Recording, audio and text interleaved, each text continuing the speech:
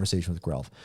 The last point I want to make on all of this is I just quickly want to read a post that was made by a community member that I think summarizes this stuff pretty well. And I want to give a little bit of a shout out, but this is a post by Dave. I've had Dave on the show. His project is Takeon, as we know. That's kind of like a side chain for Hedera that utilizes the consensus service and all those different types of things. It's a very interesting project. Go listen to that episode if you want to learn more about what Dave's working on. But the HBAR Bull put out a post. I'm looking forward to this. HBAR Bull says, I'm going to address the controversy we have seen in the ecosystem directly with my honest take on Friday. I'm taking a few days to ensure that I have the facts correct. So we will have an update from the HBAR Bull. As we know, the HBAR Bull does contract with the foundation. I think it is incredibly unfair to give heat to the HBAR Bull. Like the HBAR Bull has been in our ecosystem forever. He was an inspiration for me to do this show. And he's been a steadfast community member. Yes, he contracts with the HBAR Foundation, who, you know, we're angry at right now or whatever. But that's what I'm talking about. We can't turn on ourselves. Like HBAR Bull, he's just trying to pay his rent. Some people were very lucky, very creative, very resourceful, very driven to be able to find a job in the Hedera ecosystem so they could stay here. It's an immense value to this ecosystem and community to have people like the HBAR Bull be able to spend all their time in this ecosystem through this tough period.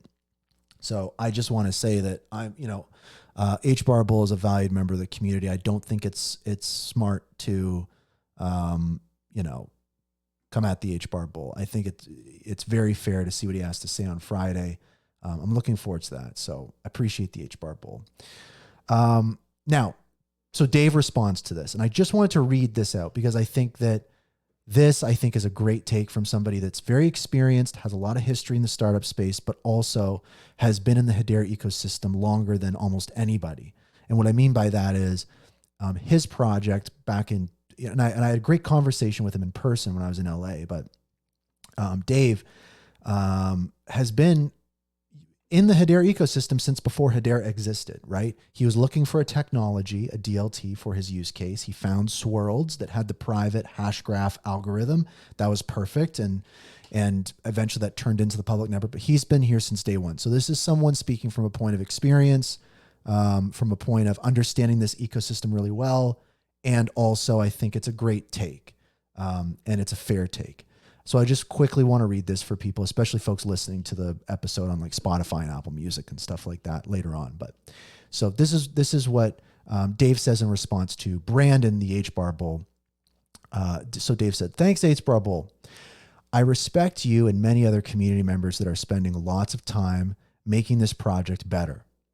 Lots of progress is being made, but it's not the time to act like we have succeeded and we are Google or NVIDIA. Lots of good things have been done by many people, including the Governing Council and the HBAR Foundation, as well. So this is not a one-way discussion. It's also not just an HBAR Foundation issue, but an organizational one that has a lot of other factors. I also have total respect for founders Mance and Lehman, as well as Governing Council members, HBAR Foundation members, etc. This does not mean everything is okay. The issues I see is that the priority of a pre-revenue startup organization should be to onboard retail and enterprise users, showing real utility among the 30 Governing Council members and HBAR Foundation grantees before being paid salaries and bonuses without any controls. Compensation should be tied directly to real account creation, utility, revenue, and of course, relative value ranking among the competition. And it should be reflective of value being created via KPIs, right? We talked about key performance indicators. One of the KPIs should be what is the reputational and brand value of the project. Crypto markets are valued by comparison to peers, right? Crypto, blockchain, DLT, DAG companies, not Wall Street. Why is this so hard for some to understand? He highlights HBAR Foundation issues. The executive compensation at startups is typically much lower than profitable enterprise corporations or private companies who have revenue growth.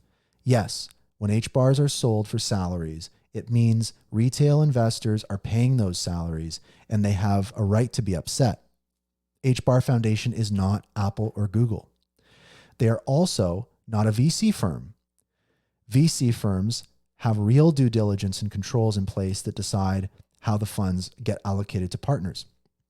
Bonuses at this point in time are totally out of context or hard to justify given the relative valuation compared to our peers. KPIs need to be put in place. If you think this is not reasonable, talk to any other profitable company or VC.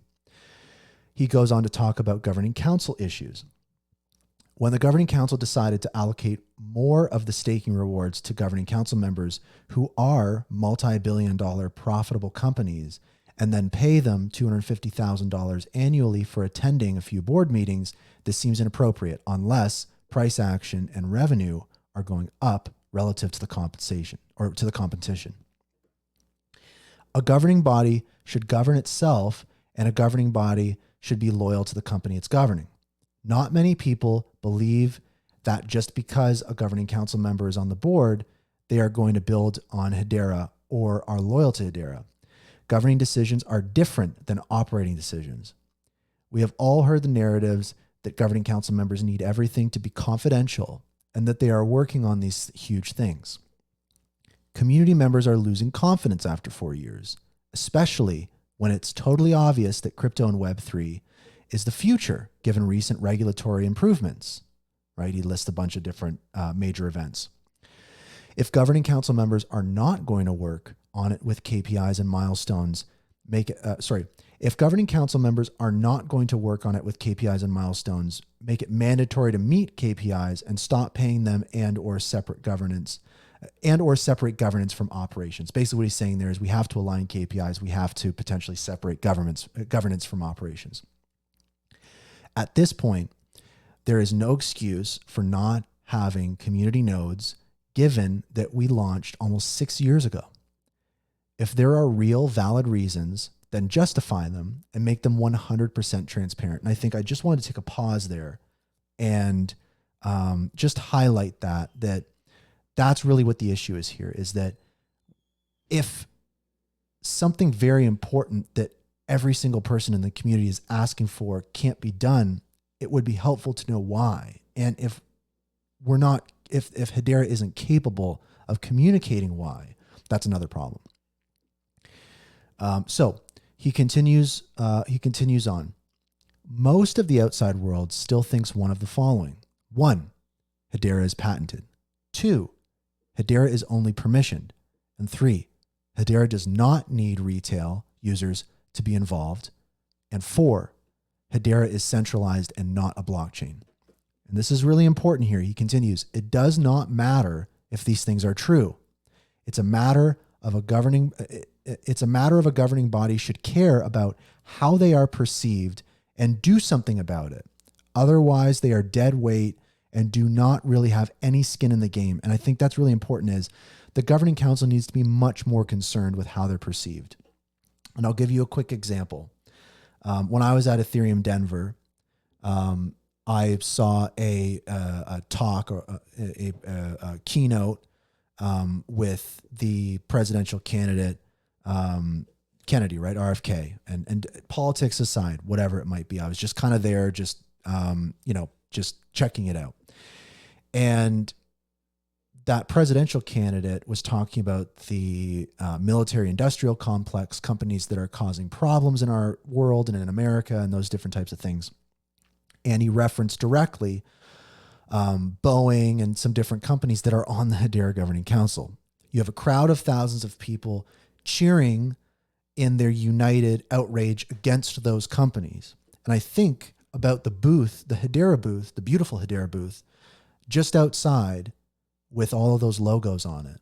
And in that moment, it really was reflective to me, the disconnect that the Governing Council has with the general public and the reality. And so that point there that Dave makes, I think, is so important, is you can sum it up as being out of touch. And this is just hard to defend. And I would challenge anyone to defend this, but it's safe to say that the governing council is kind of out of touch, and that they maybe don't value how they are perceived as much as they should. Because if the governing council isn't perceived well, it hurts the entire ecosystem. So that's a great point there from Dave.